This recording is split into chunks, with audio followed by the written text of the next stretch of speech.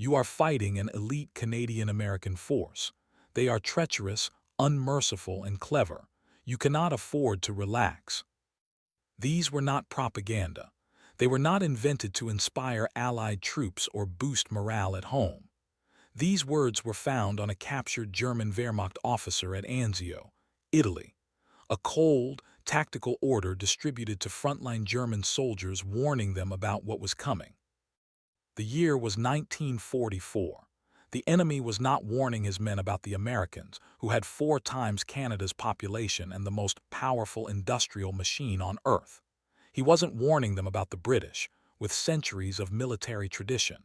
He was warning them about a nation of 11 million people, a country most of Europe barely knew existed, a nation whose men had been dismissed as colonial troops, peacekeepers. Farmers and lumberjacks who had no business being on a European battlefield. And yet here was a German commander, looking at what the Canadians had done and writing those words. Treacherous, unmerciful, clever. So the question is, what did Canada do in the blood and smoke and mud of the Second World War that turned even its allies into stunned observers and made its enemies lose sleep? And why did American soldiers who fought alongside them describe the experience as one of the most challenging, humbling, and ultimately revelatory moments of their military careers? That is what this video is going to show you. Before we go any further, if you have never heard this story, if no one ever told you about what the Canadians actually did in this war, then you are in the right place. This channel exists because Canada has been left out of the story for too long. Hit that subscribe button right now. Every week we bring you a chapter they forgot to write. Hit subscribe. Don't miss the next one. Now, let's go back to the beginning. To understand what made the Canadians so difficult to fight alongside, and even more difficult to fight against, you need to understand where they came from and what they were carrying. In the spring of 1942, Canada had roughly 11.5 million people. Its pre-war army was skeletal. Its military tradition was real but recent, built in the blood of Vimy Ridge and Passchendaele in the First World War, but largely ignored by the British High Command, who still saw Canadian soldiers as colonial auxiliaries, good for holding lines, fine for garrison duty. Not the men you'd send first into a fortified beach, or a mountain stronghold, or a city held by German paratroopers. The Canadians knew what was thought of them. They had been told, subtly and not so subtly, where they ranked in the Allied hierarchy. They had watched British generals make decisions that cost Canadian lives, and in August 1942, they had been handed the most catastrophic proof of that dismissal in the history of the war. Dieppe. Nearly 5,000 Canadian soldiers stormed the beaches of Dieppe, France, in a raid that was catastrophically planned and horrendously executed. In less than 9 hours, 3,367 Canadians were killed, wounded, or captured. It was one of the worst single-day disasters in Canadian military history. And the men who survived it, who crawled back onto the boats with shrapnel in their legs and their friends dead behind them, carried that weight with them for the rest of the war. They carried it like fuel. Because Dieppe didn't break the Canadians, it transformed them. It became the engine that drove everything that followed. To understand why fighting the Canadians was so hard, for Americans who trained alongside them, for Germans who faced them in the field, and even for British commanders who tried to predict what they would do, you have to understand that the Canadians refused to fight the way anyone expected them to fight. They were not reckless, they were not suicidal, they were something more dangerous than that. They were adaptive. When the Americans trained for urban combat, they relied on firepower, call in artillery, suppress the street, advance in columns.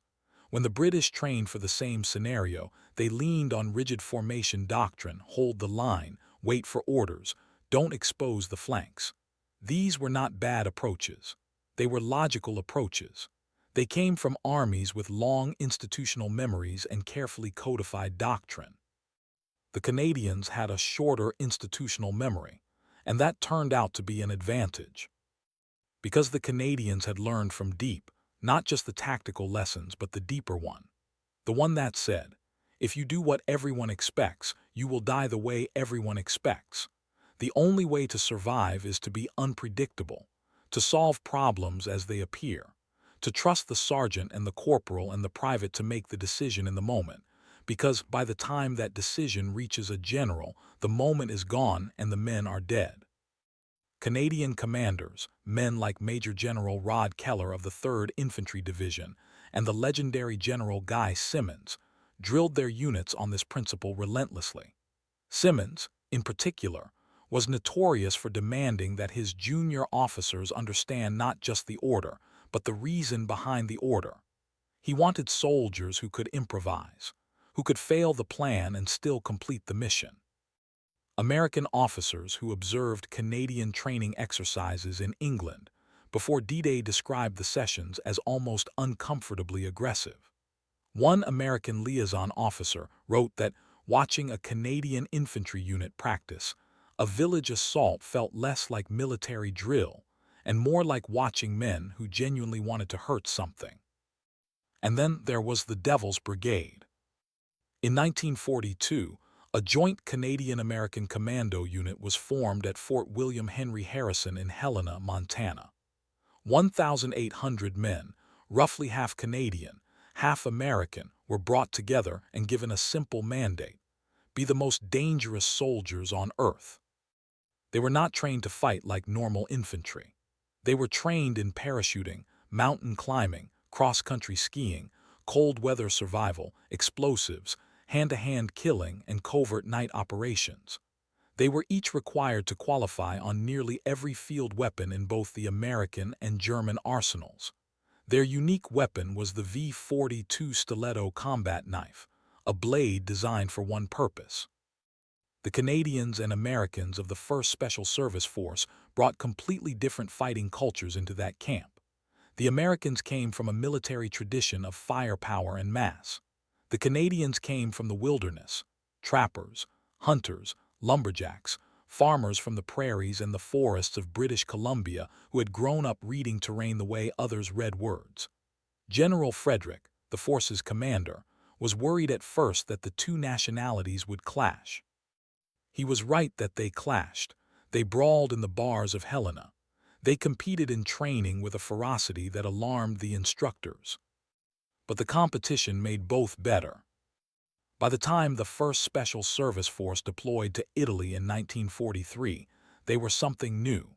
Something neither purely American nor purely Canadian. Something forged from the friction between two proud, stubborn, and determined military cultures. And the Germans were about to find out what that meant. The air was freezing. The mountain was a black wall rising nearly 1,000 meters out of the Italian darkness. Monte la Difensa had repelled Allied divisions for over a month. The Germans had fortified the summit with machine gun nests, mortars, and a garrison of veteran soldiers who knew the terrain better than anyone who'd try to climb it. The approach had been declared militarily impossible, a sheer rock face that conventional wisdom said no assault force could scale under fire. The 1st Special Service Force had been studying a different route. 2:00 a.m. The force began climbing the unguarded rear face, the side no one had tried because no one believed it was climbable. Ropes, silence. 600 men moving in the dark without a single word, without a single light. The smell of wet rock and pine and cold Italian air filled their lungs as they hauled themselves up the cliff face, rifles on their backs, knives on their thighs. At the summit, the German garrison was asleep, confident, secure. They had watched Allied forces fail for 6 weeks. They had no reason to look behind them. The Canadians hit first. In less than 2 hours, Monte la Difensa, the impregnable German stronghold, was in Allied hands. The stunned German survivors who escaped down the front of the mountain told their commanders what had happened. Their commanders didn't believe them. The back face was unclimbable. Everyone knew that. The force suffered 73 casualties, taking a position that an Allied division had failed to take. The ratio of their success to their losses was unlike anything seen in the Italian campaign. Allied command looked at the numbers and sent them back up another mountain almost immediately. In February 1944, the 1st Special Service Force arrived at the Anzio beachhead. The Allied situation there was grim.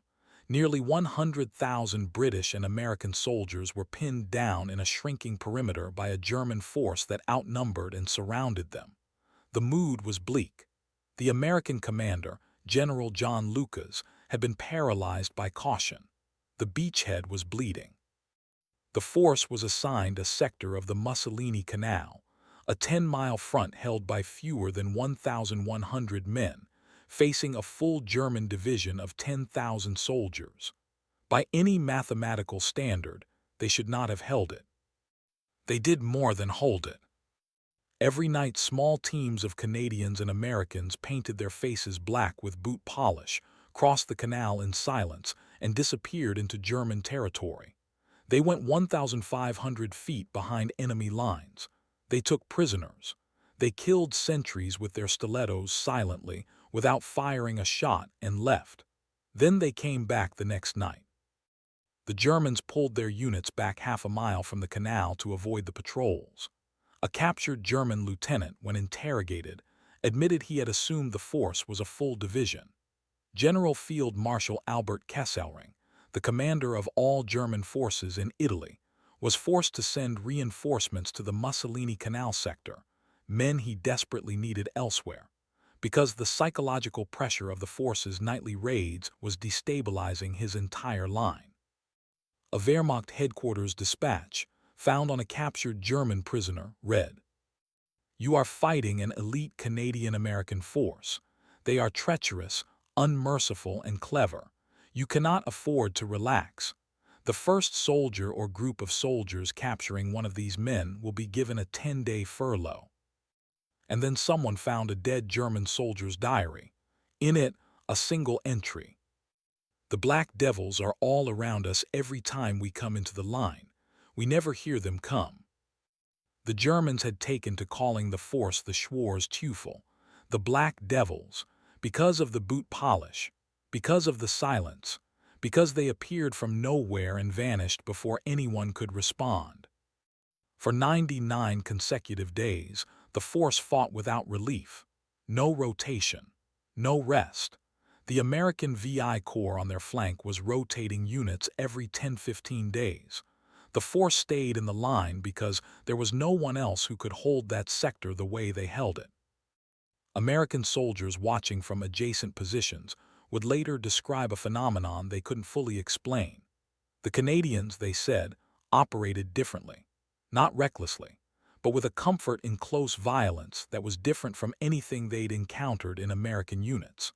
A captured German officer described watching two force soldiers conduct a nighttime knife raid, and said he had felt something he hadn't felt in 4 years of war on the eastern and western fronts. Fear.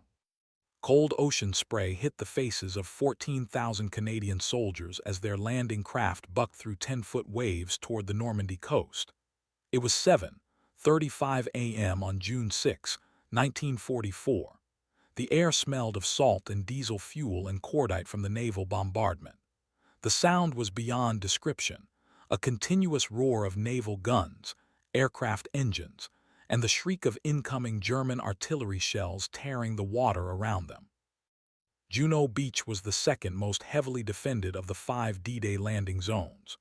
The Germans had built a devil's garden of beach obstacles, steel hedgehogs, wooden stakes tipped with mines, concrete bunkers housing 75 guns and machine gun nests with overlapping fields of fire. The Atlantic Wall at Juno had been designed specifically to annihilate an amphibious force before it could reach dry land. The Canadians had been given Juno because they asked for it, and because deep was still in their memory. Every man in the 3rd Canadian Infantry Division had heard about deep. Some of them had brothers who had died there. The weight of August 1942 sat on their shoulders as they crouched in the landing craft, but it did not make them hesitate. 7:35 a.m., the ramps dropped. The Regina rifles hit the beach at Corsules and were met with machine gun fire that swept the sand in intersecting arcs. Men fell. The craft to their left hit a submerged mine and disintegrated. The men behind pushed forward through the water because there was no other direction. The Royal Winnipeg Rifles landed west of Corsules into a strongpoint that had survived the naval bombardment intact. They took the worst of it. Their first wave lost 50% of its strength in the first minutes, but the survivors didn't stop. They found a path through the wire. They cleared a pillbox with grenades and bayonets, and then they pushed inland before anyone on the Allied command ships thought it was possible. 8:15 a.m. The Queen's Own Rifles had cleared their sector and were already moving toward the village of Bernières-sur-Mer. Allied naval officers monitoring the radio traffic could barely believe what they were hearing. The Canadians were calling in objectives completed that weren't supposed to be reached until noon. By 11:00 a.m., Canadian armor was 3 miles inland. Elements of the 9th Canadian Infantry Brigade were pushing toward the Carpiquet airfield within sight of it in the late afternoon. No other Allied force on D-Day advanced as far inland as the Canadians, not the Americans at Omaha, not the British at Sword. The U.S. Army's own official history would later note that the Canadians made the deepest penetration of any land forces on June 6, having lost 30% of their landing craft before they even reached the shore, having landed 30 minutes after the other Allied sectors due to bad weather, and having faced defenses comparable in strength to anything outside of Omaha Beach. General Omar Bradley, watching from his command ship offshore, lowered his binoculars. He turned to his staff. He said nothing for a long moment. Back in Italy, while the D-Day planning was ongoing, a different chapter was being written. The town of Ortona, a medieval seaport on the Adriatic coast with narrow streets, ancient stone buildings packed together like teeth, and a garrison of Germany's 1st Parachute Division, some of the most elite soldiers in the Wehrmacht, who had been ordered to fight for every last house and every last tree. The Loyal Edmonton Regiment and the Seaforth Highlanders of Canada entered Ortona on December 20, 1943. What happened next would be called the Little Stalingrad. The Germans had converted the town into a fortress. Every doorway was a potential ambush, every window a firing position, every cellar a trap. The streets were covered by machine gun fire from 2 directions simultaneously. Moving through them meant dying in them. Captain Bill Longhurst of the Loyal Eddies was watching his men get cut down in the rubble when he had a thought that changed the battle. He looked at the town, at the way the old stone buildings shared walls, running together in continuous rows, and he realized something. He didn't have to go through the streets. He could go through the buildings. He got 2 pioneers, a demolition charge, and an idea. They blew a hole in the top floor of the building they were in, scurried through into the next one, threw grenades ahead of them and cleared it from above. Then they did it again, and again. Mouse-holing, the Canadians called it, moving through an entire block of German-held buildings without ever setting foot in the streets below. The Germans on the ground would hear movement in the walls, in the ceilings. They would hear footsteps above them, and then grenades. In 8 days of fighting, the Loyal Eddies alone used 918 anti-tank shells, over 4,000 mortar rounds, 57,000 rifle rounds, and 600 hand grenades. They fought on Christmas Day. They fought while the Seaforths organized a Christmas dinner in a church between assaults, companies rotating off the line for 20 minutes to eat, then rotating back. By December 27th, the German paratroopers, veterans of Crete, North Africa, the Eastern Front had had enough. Their commander, Major Karl Bayerlin, noted in the final days, "There is no place for Christmas sentiments here. We do not know how long we can hold on to Ortona." They could not hold on. On the night of the 27th, the defenders slipped away. The city fell to the Canadians on December 28th. The mouse-yoling tactic developed in the ruins of Ortona would go on to be adopted by Allied armies across the European and Pacific theaters. West Point and Sandhurst would study it. The tactical lesson of Ortona, that the answer to firepower is geometry, not counter-firepower, would echo through every urban warfare doctrine written in the decades that followed. Let's talk about what the evidence says, not the legend, not the mythology, the cold numbers. At Juno Beach on D-Day, the Canadians lost 370 men killed, a devastating toll. But they made the deepest advance inland of any Allied force that day, despite landing 30 minutes later than the other sectors, despite losing nearly a third of their landing craft to mines before they hit the sand, and despite facing the second most fortified beach on the entire Normandy coast. When the Americans landed at Omaha, suffering 2,000 casualties and barely holding on to a narrow strip of beach by nightfall, the Canadians 3 miles to their east had already cleared multiple German strongpoints, liberated their first French towns, and were pushing toward objectives not scheduled to fall until the second day of the invasion. At Anzio, the 1st Special Service Force, with fewer than 1,100 men holding a 10-mile front, held off a German division of 10,000 for 99 consecutive days without a single operational failure. In 251 days of total combat, the force killed over 10,000 enemy soldiers, captured more than 7,000 prisoners of war, and suffered just 30 of their own men taken prisoner. They took 134% casualties of their original combat strength, meaning they lost more men than their starting complement, and never failed a mission. At Ortona, Canadian forces fought the German 1st Parachute Division, arguably the finest infantry soldiers in the German army, to a standstill, then drove them out of a fortified city in 8 days of close-quarters urban combat. The tactics they developed there would be formally adopted by Allied militaries and would remain in doctrine for decades.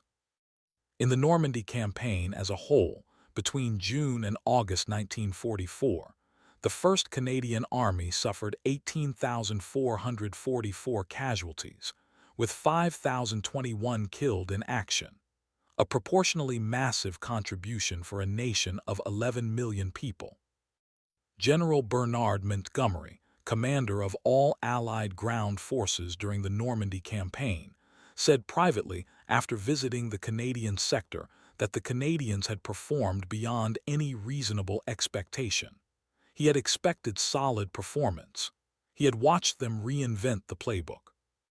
General Omar Bradley, who had observed the Canadian advance from his command ship on D-Day, would later write that the speed and depth of the Canadian penetration at Juno was one of the most remarkable tactical achievements of the Normandy landings.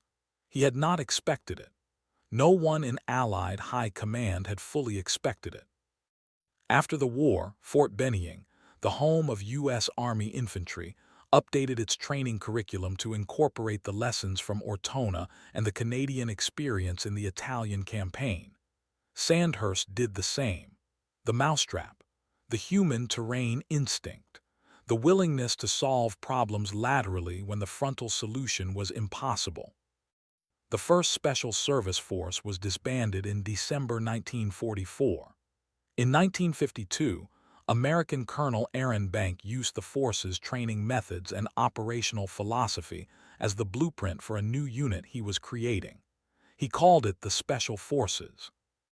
The Green Berets traced their lineage directly to what the Canadians and Americans built in that Montana camp in 1942. The U.S. Navy SEALs draw from the same well. Every modern American and Canadian Special Operations Unit parades on December 5th each year in honor of the 1st Special Service Force, both nations standing together, because what they built cannot be claimed by one country alone. So why was fighting the Canadians hard? For the Americans who trained and served alongside them, it was hard because the Canadians operated by a different standard. They were not reckless. They were calibrated. They had absorbed the disaster of deep and transformed it into doctrine, a bone-deep understanding that the plan would not survive contact, that the man on the ground had to make the call, and that hesitation cost more lives than improvisation ever would. For the Germans who faced them, it was hard because the Canadians were unpredictable in a war where predictability was survival. You could model American tactics. You could anticipate British timing. The Canadians climbed mountains that were supposed to be unclimbable. They appeared at your throat in the dark, without sound, with knives. They blew holes through walls you thought were your protection. They refused to use the door you'd booby-trapped, and they refused to use the road you'd covered, and they refused to stop when you'd calculated they should have run out of momentum. For Allied commanders, it was hard because the Canadians kept outperforming the models. The casualty projections were wrong. The advanced timelines were wrong. The predictions about what a small nation's army could accomplish, those were wrong too. The cost was immense. 42,000 Canadians killed in the Second World War. A nation of 11 million people losing 42,000 of its sons and daughters. The graves at Ortona. The graves above Juno. The names on the Vimy Memorial that Canada built in France to honor the men who never came home. These were not professional soldiers drawn from a massive military machine. Most of them were farmers and shopkeepers and teachers and miners who had put on a uniform because they believed something was worth fighting for, and they fought with everything they had. The German commander at Ortona, reflecting on the battle years after the war, said something that has stayed with military historians ever since. He said he had faced many Allied units in the course of the war. He said he had fought Americans, British, Indians, New Zealanders, Poles, and Free French. And he said that what the Canadians did in Ortona, the relentlessness of it, the creativity of it, the way they refused to accept the tactical logic of a situation and simply invented new solutions, was unlike anything he encountered in 6 years of war. Captain Bayerlin, who commanded the German defense at Ortona, and watched his elite paratroopers forced to abandon a fortified city to Canadian infantrymen, wrote a single line in his journal when it was over. Everything before Ortona was a nursery tale. He wasn't talking about his own men. Canada went to war because it chose to, not because it was attacked, not because it was forced. It chose. And then it showed the world exactly what a country with something to prove is capable of. They were never the biggest army.